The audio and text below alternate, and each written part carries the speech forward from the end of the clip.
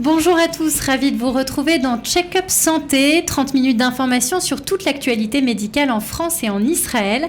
Cette semaine, dans notre dossier, nous allons tenter de percer le mystère des troubles de l'équilibre. Plus communément appelés vertiges, ces tournis intempestifs peuvent sérieusement handicaper la vie de ceux qui en souffrent. Nous en parlerons avec notre expert ORL, Esther Harboun-Cohen. Et puis, gros plan sur cette innovation israélienne qui promet, vous allez le voir, de lutter contre les migraines. Voilà pour le sommaire, on démarre tout de suite avec les news de la semaine.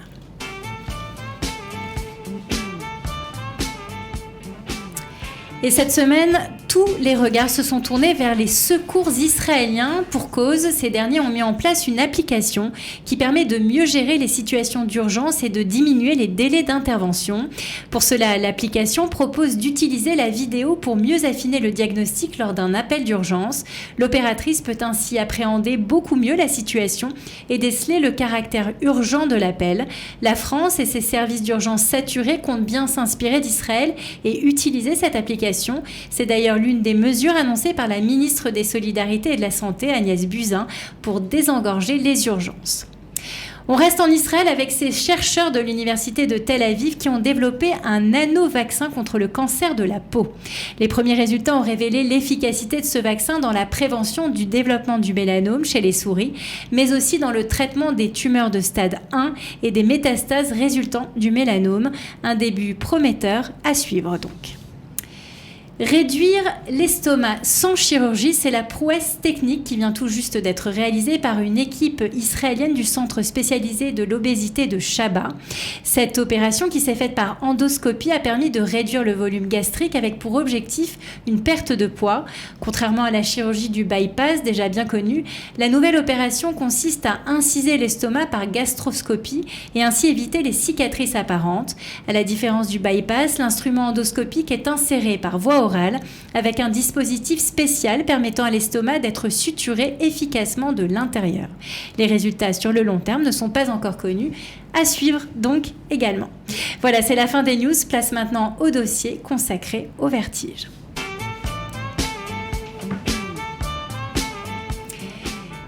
Bonjour Esther Harboun-Cohen. Bonjour. Merci beaucoup d'avoir accepté notre invitation. Vous êtes là pour nous parler des vertiges. Alors je vais juste rappeler que vous êtes ORL et exercez à Tel Aviv à la clinique Dizengoff ainsi qu'à l'hôpital Ichilov et également en Coupat Cholim.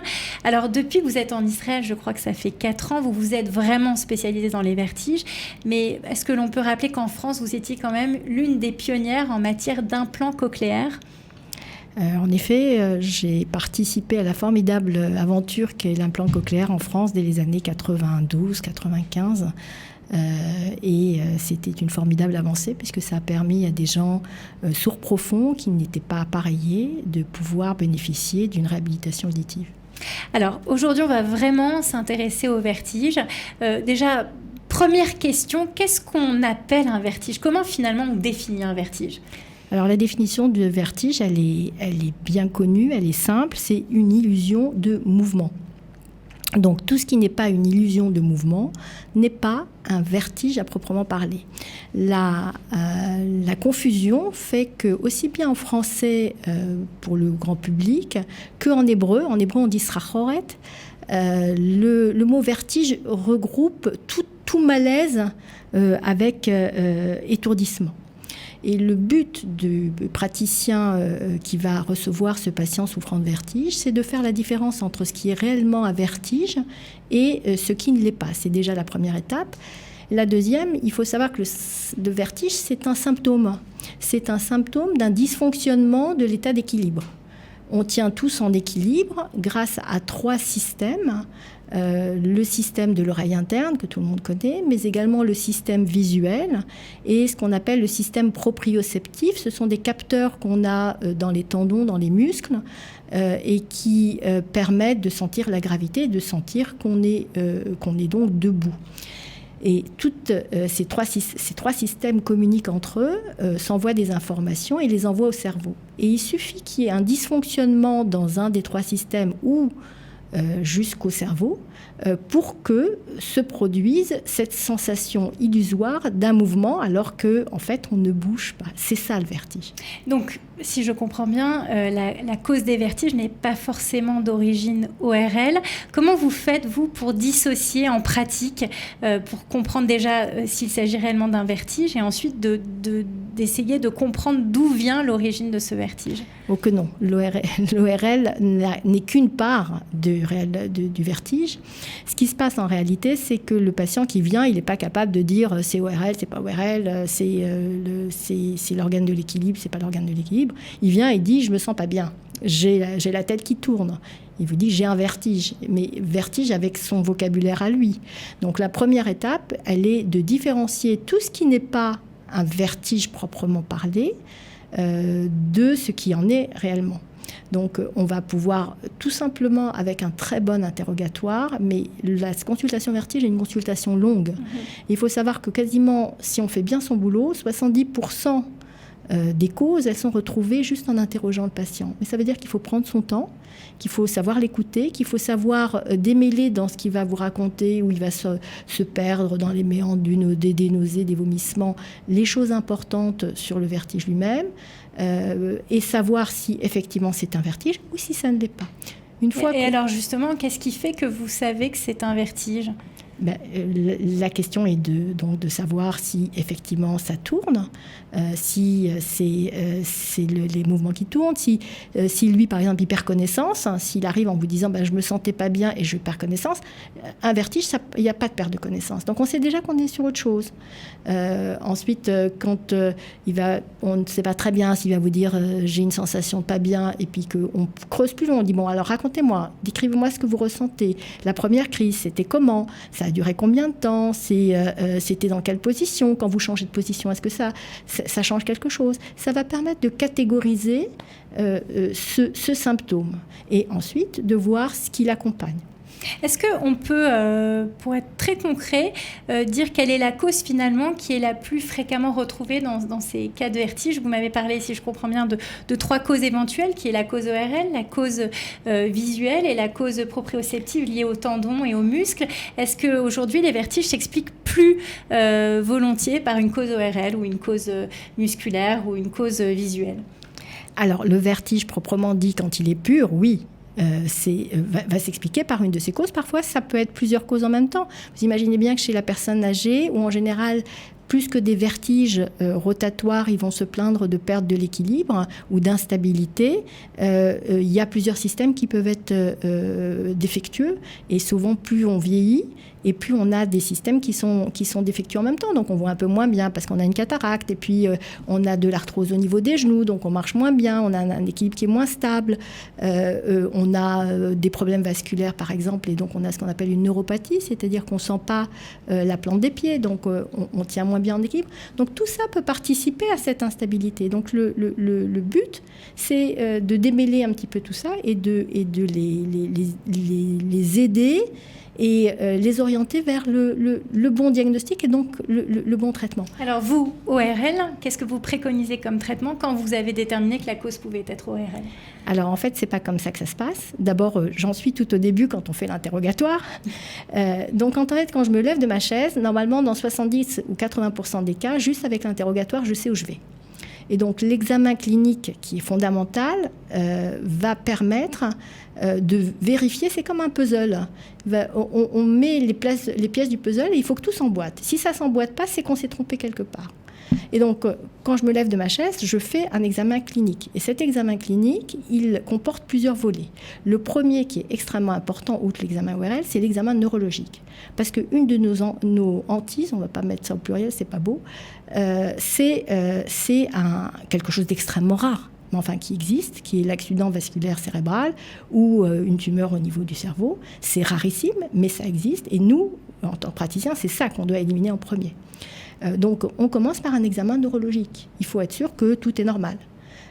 Ensuite, on a la chance, quand on est un peu spécialisé dans les vertiges, d'utiliser, en France c'est extrêmement courant, puisque quasiment tous les ORL ont ce qu'on appelle une vidéonystagmoscopie. Qu'est-ce que c'est qu'une vidéonystagmoscopie ? C'est une petite caméra infrarouge qu'on met sur les yeux et qui permet en fait d'objectiver la déviation de l'œil, qui est en fait en rapport avec un dysfonctionnement au niveau du vestibule ou neurologique, enfin de tout ce système que je vous ai indiqué. Vous êtes équipé de ces machines, vous avez tout ramené de France, hein. Mais on ne le retrouve pas nécessairement dans un cabinet lambda d'un ORL israélien.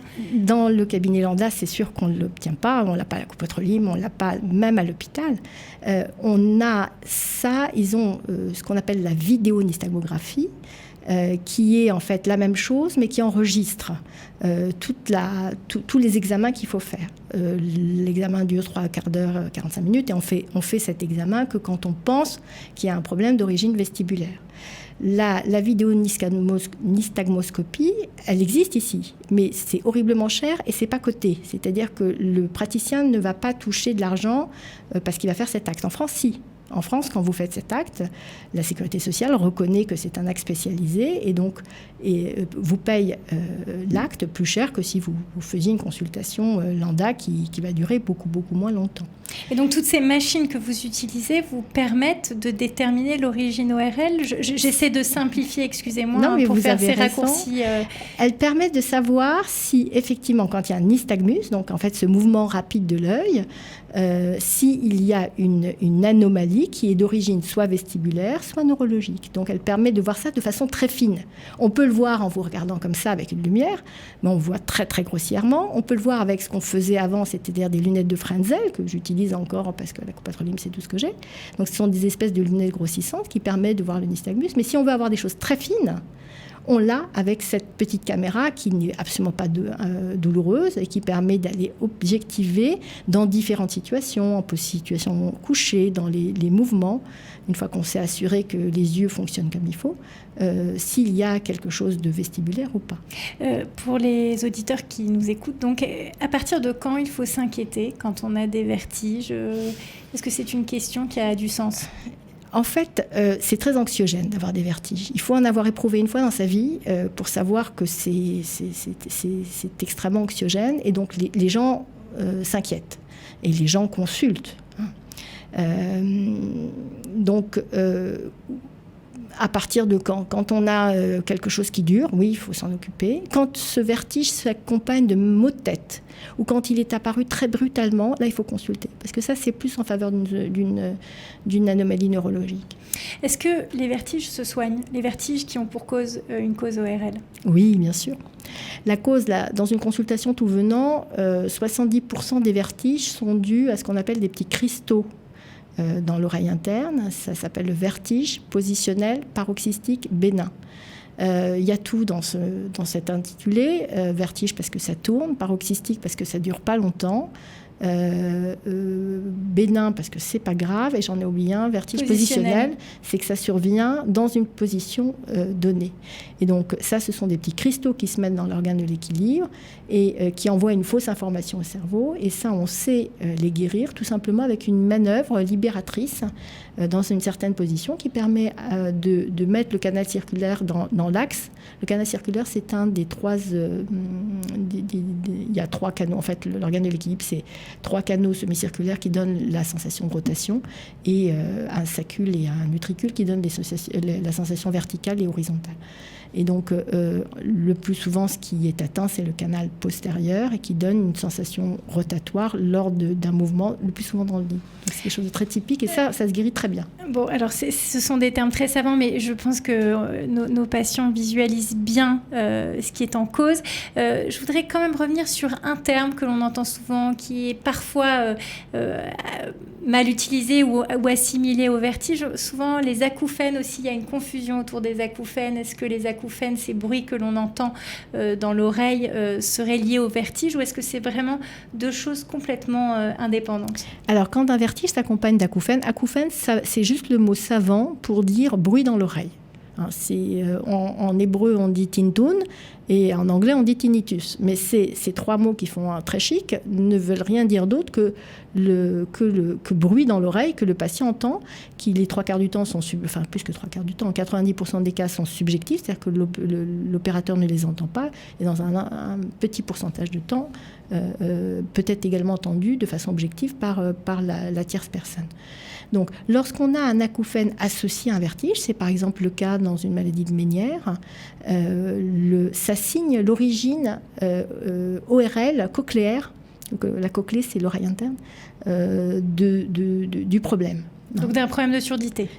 D'un problème, en général, il vient au deuxième plan. C'est-à-dire que si on regarde la maladie de Ménière, qui est également extrêmement fréquente, elle a été décrite à la fin du 19e siècle par Prosper Mérimée et qui comprend 4 symptômes. Et ce qui est extraordinaire, c'est que quand on lit la description de Prosper Mérimée à la fin du 19e siècle, elle n'a pas bougé. Elle est toujours valable aujourd'hui. Elle est non seulement toujours valable, mais elle est reconnue par la société américaine, par la société française. Enfin, c'est un diagnostic clinique. C'est-à-dire que... Donc vertige, acouphène. Vertige, bourdonnement, impression d'oreille pleine et baisse d'audition pendant la crise. Baisse d'audition. Lorsqu'on a ces 4 éléments, on sait que c'est l'oreille interne qui est atteinte. Mais l'acouphène vient souvent au deuxième plan parce que le vertige est tellement bruyant et tellement gênant que ce n'est pas ce qui gêne en premier le patient. Juste pour terminer, vous m'avez dit hors antenne que vous aviez amené tout votre matériel pour pouvoir offrir une consultation de qualité à vos patients. Est-ce que vous pensez que l'ORL en Israël est un petit peu en retard par rapport à l'ORL en France ? Oh non, je ne dirais pas ça du tout. Il se trouve que moi, je ne savais absolument pas ce que j'allais faire quand j'ai fait mon ALIA, que je n'allais pas vendre mon matériel, qui n'avait pas vraiment un intérêt, puis que j'y tenais, que je ne savais pas. Donc, je l'ai embarqué comme ça. Ce n'est pas un matériel très, très encombrant, à part le fauteuil. Donc, je suis partie avec. Et puis, comment se situe l'ORL aujourd'hui en Israël ? Est-ce que... L'ORL... C'est compliqué. Je ne parlerai pas d'ORL, je parlerai de situation de l'ORL dans différentes structures. Moi, j'ai la chance, en fait, de connaître les trois systèmes, puisque je travaille en privé, que je travaille en copatroline et que je travaille à l'hôpital. En copatroline, c'est pas que les médecins ne sont pas bons. C'est les mêmes, qui travaillent à l'hôpital et qui, souvent, pour arrondir leur fin de mois, parce qu'on n'est pas bien payé à l'hopital, vont à la copatroline.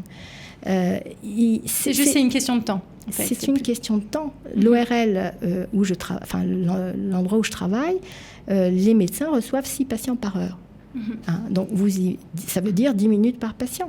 Alors, il y en a, c'est simple, il y en a, c'est plus compliqué, vous pouvez alors, dépasser. J'imagine, pour ce type de consultation où il faut déterminer quelle est la cause du vertige que vous disiez en début d'interview, et ça n'est pas possible de faire un inventaire en 10 minutes. Quoi. Ça m'a posé des problèmes énormes, parce que je ne savais pas comment j'allais me débrouiller. Et en fait, j'ai interrogé les 2-3 référents israéliens que je connaissais en disant « Mais tu fais comment ?»